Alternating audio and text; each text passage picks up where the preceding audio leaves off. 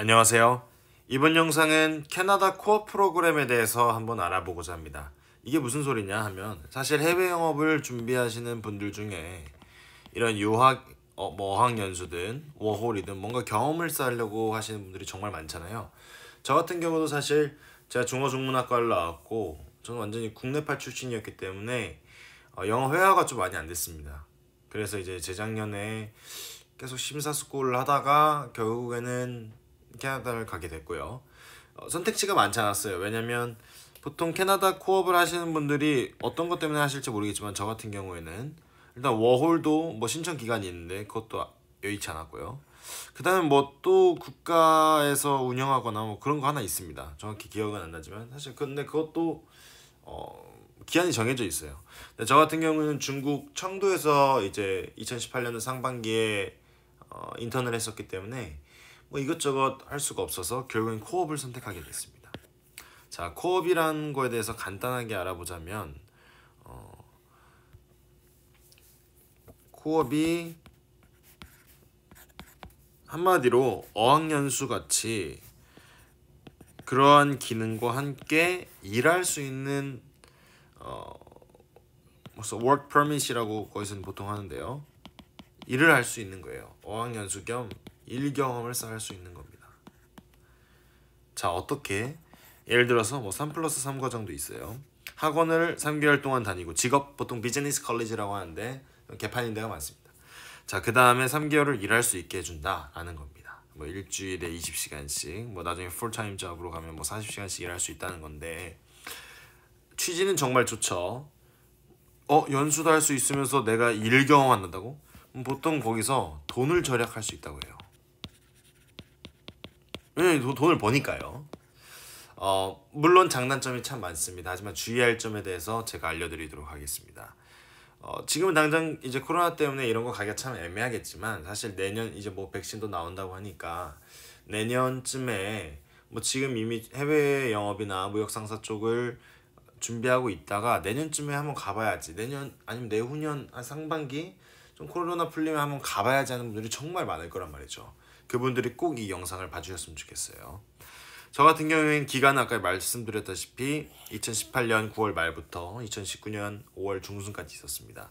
원래 사실 좀 더 있으려고 했는데 개인적인 사정이 생겨서 돌아왔고 저는 이제 취준을 해서 2학기 때 취업을 했죠. 자, 장소는 밴쿠버 이러면 좀 없어 보이니까 캐나다, 저 여기서 브리티시 콜롬비아에서의 가장 큰 도시죠.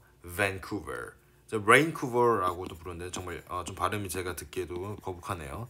하여튼 왜 레인쿠버냐? 한 11월, 한 10월 중순부터 11월부터 진짜 3월, 4월 초까지는 비만 옵니다. 엄청 춥진 않지만 비가 정말 많이 내려요. 그래서 레인쿠버라고 보통 합니다. 별명이죠.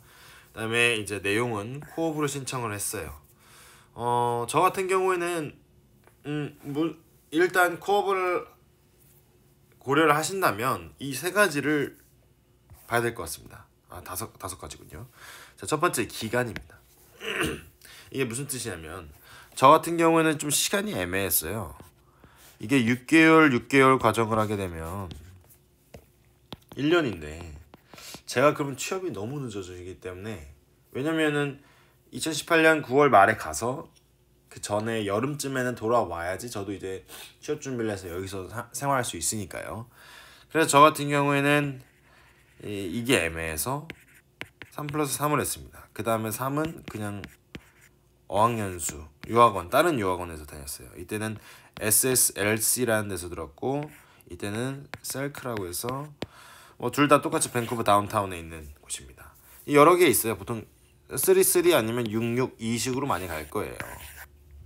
이 다음에는 뭐 이때 일을 구하고 나서 정말 근데 이게 주의할 점이 있습니다. 뭐냐면 저 같은 경우에는 결국에 한국에 돌아오려고 했고 그냥 경험 쌓기 용이었잖아요. 근데 아예 이주를 하려고 한 사람들이 있어요. 밴쿠버에. 이분들한테는 사실 뭐 경험을 짧은 시간 내에 빨리 쌓겠다가 아니라 그냥 거기서 정착을 하겠다의 문제이기 때문에 지금 제 영상이 좀 안 맞을 수 있습니다. 제 영상은 항상 다시 돌아와서 해외 영업을 하겠다라는 사람들을 위한 영상이기 때문에 감안해 주시고요. 여하튼 이렇게 뭐 자리를 잡는 사람들이 있어요. 그 다음에 뭐 영주권을 따려고 하고 뭐 그러는데, 저는 6개월, 1년 갔다 오는 것도 괜찮은 것 같아요. 왜냐면 이러면 좀 더 기회가 많아질 수도 있어요. 하지만 주의할 점이 있습니다. 일단 여러분들 생각해보세요. 물론 거짓말들 다 합니다. 거기 갔으면 나 요번에 뭐 지금 월퍼밋은 이걸로 나온 거고, 그 다음에 여기 학교 다니고 이제 뭐 할 거라서 아예 캐나다에서 살 거다 라고 하면서 사장들한테 뻥을 치겠지만, 일단 우리는 외노자입니다. 그 다음에 코업이라고 해봤자 아주 짧은 기간 동안의 비자예요.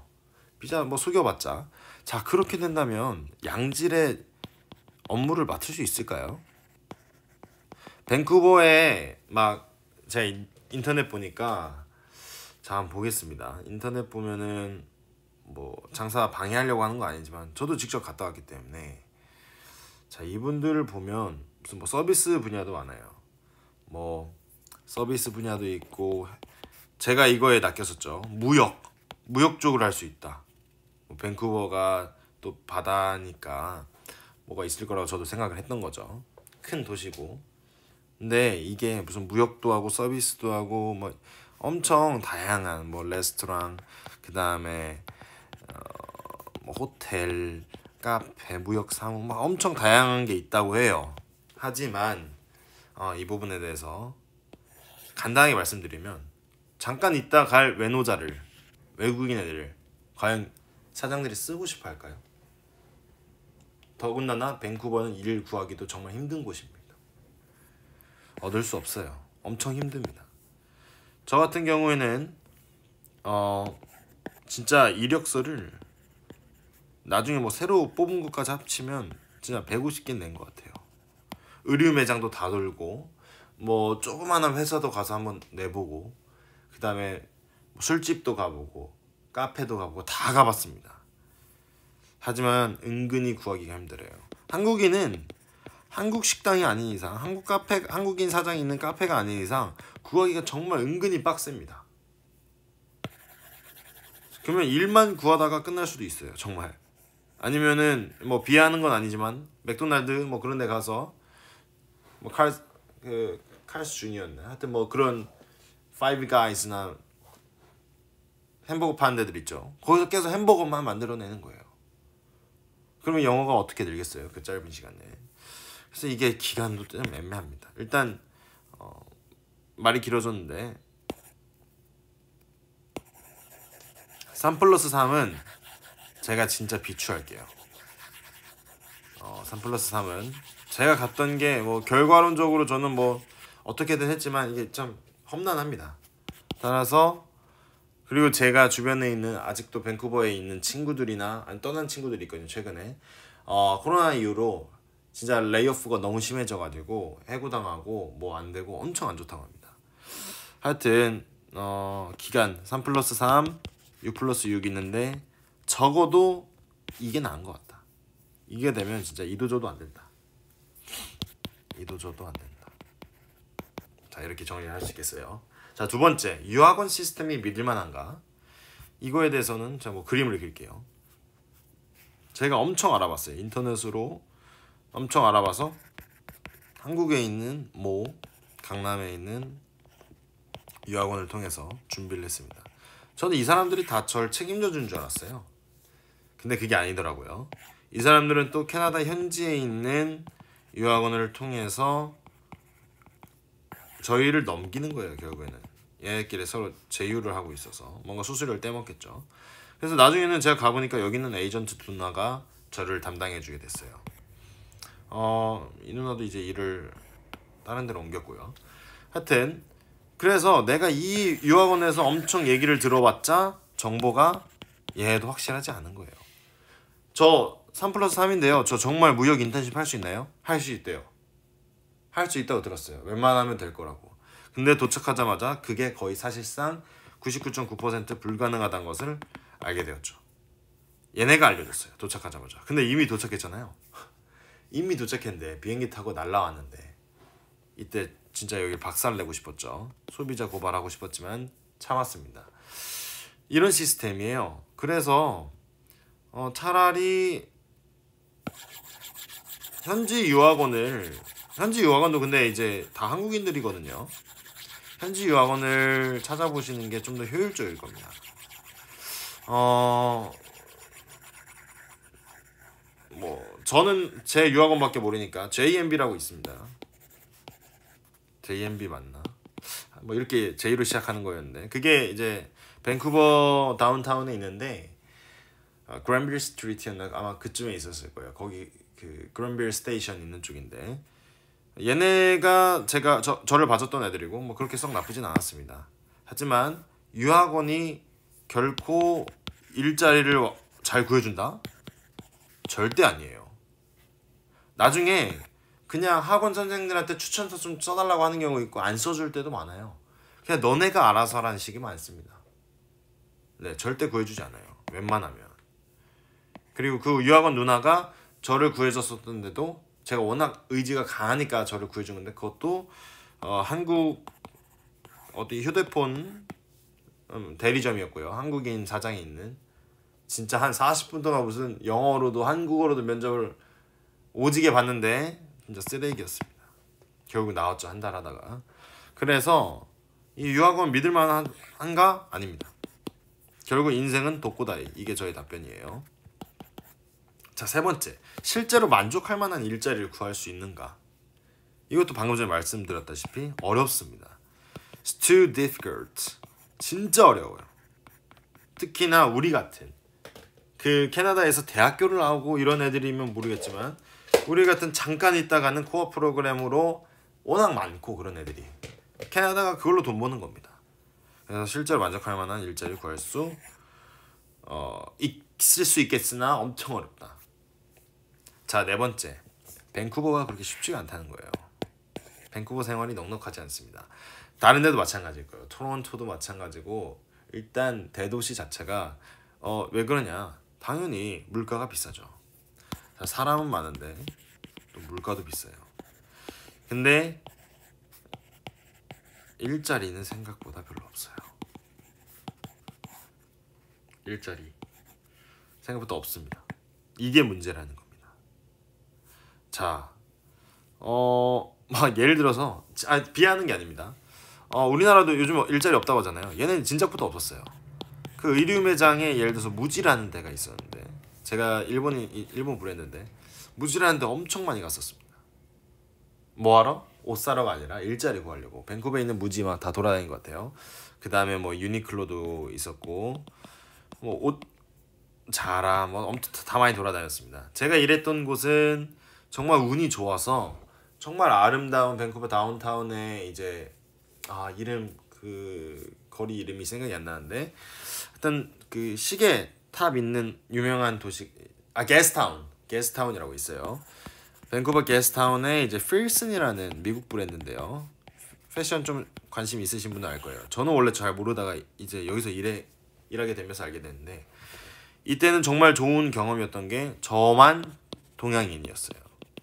나머지는 뭐 동남아 애들이 있었는데 사실 학교 다니는 애들이었고 진짜 여기 정식 대학교 UBC 이런 다니는 애들이었고 다 저를 왜 뽑았는지 좀 모르겠습니다. 아마 제가 중국어도 할 줄 안다고 하고 그랬으니까 뽑아준 것 같은데 그 또한 2개월짜리 일이었어요. 딱 그거 끝나고 시즌 끝나니까 1월 초순에 저보고 이제 빠이빠이 하더라고요. 나중에 또 일자리 생기면 다시 연락 준다고.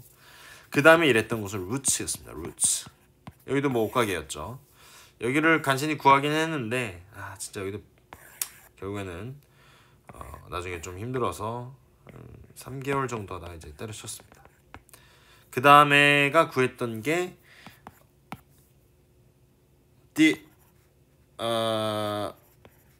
acquisition 뭐 그룹이라고 해서 엄청 있어 보이지 무슨 인수 이게 아니라 사실은 핸드폰 폰팔이입니다. 통신팔이.